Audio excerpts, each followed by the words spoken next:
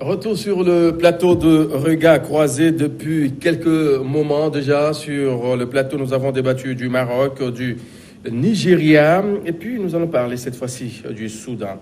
Et pour décrypter l'actualité, ils sont là depuis ce moment-là. Basile Agbo, il est le directeur de publication de Freedom Fighters, combattants de la liberté. C'est ça? Les combattants de la liberté. Sur le même plateau, Francisco Napoukura, Francisco également. On va parler un peu, on va s'intéresser un peu à l'actualité au Soudan. On sait que Béchir n'est plus là, mais tout semble être mélangé. On ne sait même plus là où se trouve la serviette, les torchons, tout est mélangé. On se demande, on va où, Basile? Oui, on le disait depuis la chute donc, de Béchir.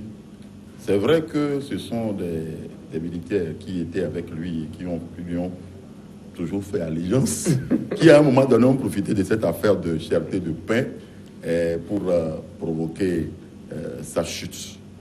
Mais c'est des gens qui n'ont pas voulu, après qu'ils aient fait chuter Béchir, laisser le pouvoir et s'y intéresser jusqu'à ce que la population, elle aussi, se mêle et puis cherche donc à avoir sa part du gâteau. Et aujourd'hui, on nous dit que les sièges donc du parti de Béchir sont assiégés par des commandos, un truc de militaires, et que depuis quelque temps, ils siègent là-bas, à ce siège-là. Donc, je fais la tautologie pour savoir, pour dire quelque chose de sérieux.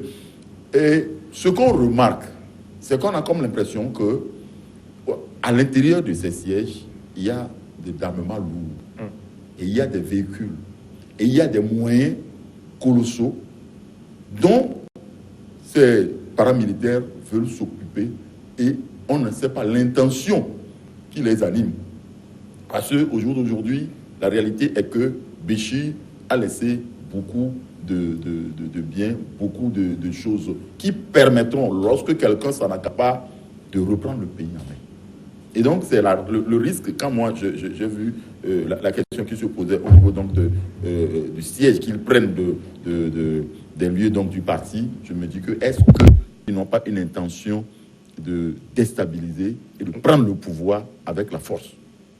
Donc, c'est la tendance qui est en train donc d'évoluer dans ce pays à l'heure actuelle. Et si on l'observe bien, je crois que nous sommes dans une voie où la Tunisie va encore être déstabilisée. C'est ce que moi je suis en train de voir. Le Soudan va encore être déstabilisé. C'est un peu mon analyse de la situation. Francisco, pour vous? Oui, bon, Basile dit que le Soudan va être encore déstabilisé. Le Soudan est déjà déstabilisé. Il n'y a pas. Qui déstabilise finalement le Soudan? Oui, ça continue parce que. Il y a les hommes de main de Béchir qui sont toujours là, mais la population aussi, bon, il n'y a pas une force extérieure qui crée un peu de la zizanie autour de tout ce qui se passe dans le pays. Oui, bon, ceux qui ont organisé le coup, ils n'ont pas vu, et ils ne se sont pas bien pris, certainement. Peut-être que, comme on le dit, il n'y a pas un plan B. Parce que... Un coup d'État à la gabonaise. Voilà. Ici, quand même, ça a perdu. Et c'est un réel coup d'État ici. Chez les Gabonais, c'était des jeunes qui sont partis s'amuser à la télé. Bon, bref, au niveau du Soudan, on constate que le pouvoir, et Béchir a été renversé, et certains sont sortis que c'est eux qui vont gouverner. Mais on voit les doubles langages. Lorsque on réprime les manifestants, on dit qu'il y a une commission d'enquête qui va faire la lumière, les gens seront jugés et autres. Et il y a des gens qui acceptent des tête-à-tête avec les civils pour pouvoir aller à un gouvernement d'union. Et au même moment, il y a d'autres qui tirent, n'est-ce pas, la ficelle d'un autre côté. Donc, qui ne veulent pas du tout la collaboration avec les civils. Aujourd'hui, on constate une date qui tombe avec l'apparition de Béchir, je crois, devant le tribunal. On constate subitement que une force, on ne sait pas, fidèle à Béchir ou contre Béchir, ou fidèle au régime en place, qui s'en va s'emparer, n'est-ce pas, du siège du parti de Béchir. Et quand vous voyez le siège, ce n'est pas un petit bâtiment, c'est un vrai siège. Hein? Ah oui, mais ce n'est pas... Le RPT n'a jamais eu de siège. Les mêmes nombre d'années pratiquement au pouvoir, ou plus, n'ont pas eu un siège pareil. Ici, c'est un grand immeuble à plus de 4 étages et très large. Donc, on constate que vraiment, il y a un désordre dans ce pays. Et comme Basile l'a dit, on risque d'avoir un coup d'État dans un coup d'État. Si ce n'est déjà fait. Parce que ce qui se passe n'est pas du tout encourageant. Chaque jour, c'est des répressions. Il y a eu encore des morts cette semaine, oui. Des manifestations. Il y a 5 morts, voilà.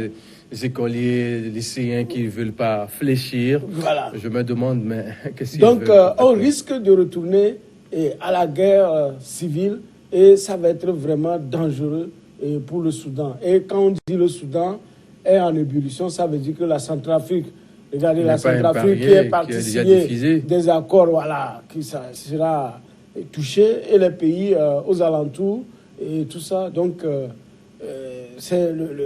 on a vraiment du lait sur le feu. Basile Agbo, quand on voit un peu ce qui se passe dans le pays, est-ce qu'il n'y a pas lieu de laisser un camp dirigé pour le moment afin de mieux asseoir ce qu'il y a lieu de faire démocratiquement parlant? Quand on voit les civils qui sont toujours durs sur la position, l'armée aussi, de son côté aussi, personne ne veut finalement fléchir. On va d'accord à un accord, semblant accord, et finalement on n'arrive pas à être au bout du tunnel. Moi, depuis le début du problème soudanais, j'ai toujours dit que on ne peut pas continuer par faire un bras de fer et aboutir à quelque chose d'apaisé. Parce que de toutes les façons, le régime Béchir, qui a dirigé donc, le pays pendant longtemps, a laissé des velléités qui ont fait en sorte que la vie en commun est un peu difficile. Les militaires qui ont régné, qui ont régenté le pays pendant longtemps, les civils qui voient aujourd'hui que bon, nous pouvons maintenant être un peu libres, mais il faudrait s'entendre. Faute de s'entendre, le pays continuera par vivre dans une situation de conflit permanent. Et le conflit permanent, je ne crois pas que ça aide à ce qu'on puisse évoluer dans le pays. Donc, de deux choses l'une. Ou bien on s'entend pour gérer le pays d'une façon beaucoup plus consensuelle, ou alors on continue dans le bras de fer et le pays continue donc par perdre. Donc, c'est pourquoi à chaque fois, moi, je dis que il ne faudrait pas que les civils croient que, voilà, nous sommes maintenant libres, on peut y aller sans qu'ils aient les moyens pour imposer leur point de vue à une armée. L'armée, elle est toujours là, solide. Mais pourquoi l'armée reste accrochée? L'armée a régenté la vie du pays pendant longtemps. Et c'est cette armée qui, finalement, a fait partie Béchir. Oui, mais vous avez fait partie Béchir. Ah, mais l'armée ne s'est pas levée pour le faire partie. Oui, il a fallu... Oui. Bien, mais ne pensez pas que cette armée va dire du jour au lendemain, nous partons, parce que nous avons vu des gens qui peuvent sécuriser notre sécurité. Je suis en train de dire quelque chose. Parce que les gens ont peur. Même après le départ de Béchir, il y a des gens qui ont acquis des privilèges et qui ne sont pas prêts aujourd'hui à laisser tomber. Les civils aussi savent cela. Et donc, il faut ensemble aller vers une négociation apaisée pour que le pays soit apaisé.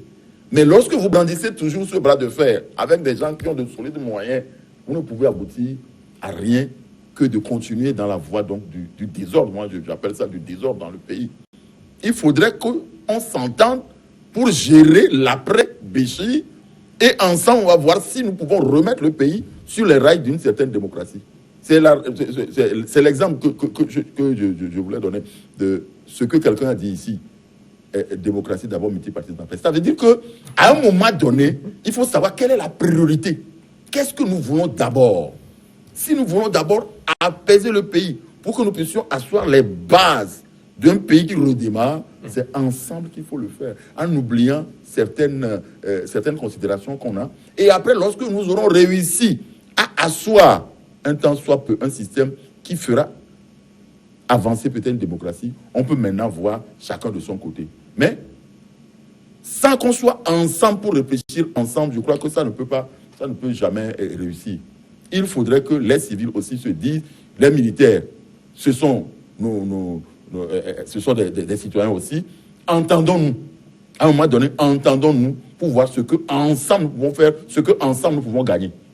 Ce n'est pas la peine de dire, nous, on est ici parce que depuis longtemps, nous n'avons pas pu, et donc nous allons ceci, alors que vous n'avez pas les moyens de votre politique. Il faut, lorsqu'on a toujours dit, lorsqu'on n'a pas les moyens, il faut faire la politique de ces moyens. C'est ce que les civils ne sont pas en train de comprendre au Soudan, moi je crois. Donc il faudrait qu'ils se remettent en question et se disent, ce n'est pas encore la belle époque. Faisons en sorte que cette belle époque arrive à nous tous. Même s'il faut faire 5 ans, 10 ans, pour faire apaiser le pays. 10 ans pour faire la transition dans un pays même qui si est dirigé d'une main de fer. Avec ce qui se passe, où on tue les gens tous les jours. Vous êtes à la maison, excusez-moi, vous êtes à la maison en tant que leader ou, disons, citoyen, vous n'êtes pas sûr de vous lever le lendemain, même circuler, aller revenir. Oui. Ça veut dire que déjà, il y a un désordre. Avec tous ces éléments incontrôlés au sein de l'armée, ça veut dire que ceux qui sont d'abord au pouvoir, c'est le vrai problème. Le vrai problème, c'est ceux qui disent qui ont fait le coup à Béchir, qui n'ont pas encore fait l'unité au sein de l'armée. Au sein de l'armée, oui. Donc il y a tellement d'éléments incontrôlés qu'aucun accord avec les civils, c'est-à-dire que comment l'appelle-t-on, celui qui est présentement là et qui joue le rôle de président, il a sa volonté, son staff, il a sa volonté, disons, de parvenir à un accord. Mais dès qu'il y a, disons, une possibilité d'accord, on trouve que c'est la partie surtout gouvernementale, parce que c'est celui qui a la force qui fait la paix, qui organise la paix. On trouve que c'est cette partie encore qui rejette ce qui a été entendu, ce qui dit que lorsque ils s'entendent, c'est-à-dire que le pouvoir qui est modéré, quand il s'entend avec les civils, à côté, il y a ces éléments incontrôlés qui ne sont pas forcément un seul groupe. Qui ne sont pas forcément un seul groupe. Donc ils continuent de tuer, parce qu'ils croient qu'en tuant, en continuant de tuer, ils vont faire taire la population, va reprendre. Ce n'est pas facile. Comment on peut comprendre un peu cette détermination de la population des lycéens qui, chaque temps, sont dans les rues, qui réclament le pouvoir aux civils tous les jours? Oui, les gens ont manifesté simplement contre l'augmentation du prix du pain. Je ne sais pas si vous voyez. Mais si ils ont pu se révolter contre le prix du pain, c'est que la situation est gravissime. Ce n'est pas le carburant, ce n'est pas qu'ils ne veulent pas, ils refusent le pouvoir, mais protester contre la faim, c'est-à-dire le ventre vide. Ça fait que là où ils sont comme ceux qui rentrent dans les bateaux pour prendre la pirogue et aller vers l'Occident. Donc ils ont déjà fait le deuil de leur vie, pour la plupart. Parce que ce qui se passe au Soudan, la manière dont les gens continuent d'être mobilisés, c'est qu'ils ont déjà fait le deuil de leur vie. Ils sont là pour mourir. Donc, le pouvoir doit comprendre et aller, s'ils peuvent taper sur la table, puisque c'est un militaire qui est au pouvoir. Ils savent quels sont ceux qui organisent ce désordre-là. Donc, il faut qu'ils s'y mettent. Ils ont voulu faire un coup d'État soft en donnant à Béchir une porte de sortie pour échapper au tribunal pénal international, mais il faut qu'ils jouent parfaitement leur rôle. Parce qu'aujourd'hui, le Béchir devait paraître devant une cour.